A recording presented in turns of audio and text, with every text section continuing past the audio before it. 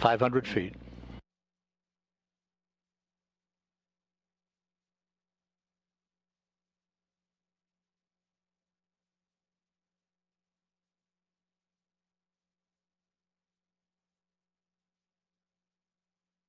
Splashdown. From Tranquility Base to Taurus Littrow to the tranquil waters of the Pacific, the latest chapter of NASA's journey to the moon comes to a close. Orion, back on Earth.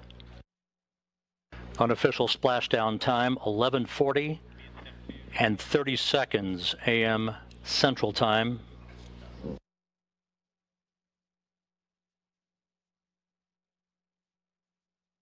At a mission elapsed time of 25 days, 10 hours, 54 minutes, 50 seconds. That's unofficial.